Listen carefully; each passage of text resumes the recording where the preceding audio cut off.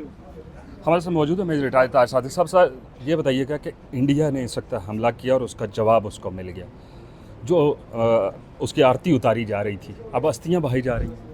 बात यह है जी कि जैसे मैंने पहले कहा कि अल्लाह के फजल से पाकिस्तान फ़ौज पिछले 20 सालों से जंग की तैयारी में और जंग लड़ रही है, और ये हमारे नौजवान बच्चे अब इतने दिलेर हो गए हैं कि इनको इन गोलियों और गोलों से डर नहीं लग रहा। ये इतने दिलेर हो गए हैं कि अगर मिसाइल ये अपने हाथ से पकड़ सके तो मिसाइल को, दुश्मन के मिसाइल को हाथ से पकड़ लेंगे। और जिस कदर इन्होंने मुकाबले किए हैं, इंडिया वालों ने आज गलती की। हम बड़े दिनों से कह रहे हैं कि ये गलती मत करना, हम आपको इससे तिगना चौगना जवाब देंगे। तो वही हुआ, उन्होंने रात हमला करने के लिए रात के अंधेरे में आए, लेकिन अल्लाह का फजल है कि हमारी एयर फोर्स ने, आर्म फोर्सेस ने बर वक्त कार्रवाई की।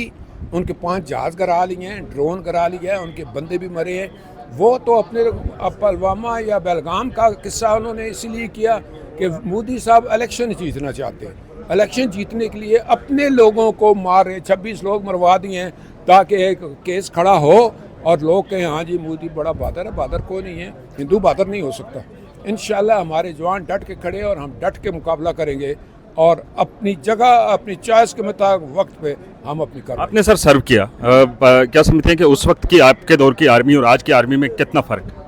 देखें जी, मैं आपको बताऊं, मैं 71 का वेटरन हूं, मैंने 71 की लड़ाई भी लड़ी है।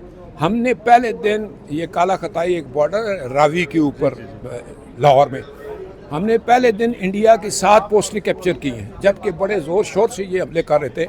और हमने पहले दिन 7 पोस्ट, अब भी उस वक़्त हथियार इस तरह के नहीं थे, लेकिन अब पाकिस्तान की मिसाइल और बाकी हथियार जितने हैं वर्ल्ड क्लास हैं। शायद हम दुनिया की बड़ी बड़ी ताकतें जो हैं उनके मुकाबले में हमारे हथियार, रिसेप्शन और इलेक्ट्रॉनिक वॉरफेयर, हम दुनिया में बहुत आगे। और इंशाल्लाह ये सारी चीज़ें इस्तेमाल होंगी और इंडिया को, हम मोदी को खास तौर पर कहूँगा कि हम सब। लास्टली सर ये बता दें कि मोदी ने कहा अभी खिताब करते हुए कुछ देर कबल कि हम अपनी आवाम के बेहतर फ्यूचर के लिए ये सब कर रहे हैं।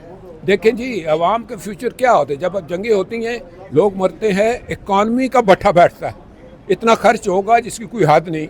तो वो कैसे कह रहे हैं हम अपने लोगों को? हमने उनको क्या कहा है कि जो वो कह रहे हैं कि हम अपने लोग नहीं, वो अपनी सियासत की खातिर ये तबाह बर्बादी हिंदुस्तान कर रही हैं। और आज मैं एक बात कहना चाहूँगा आपको, ये मोदी ही इस मुल्क के टुकड़े करेगा। Thank you so much.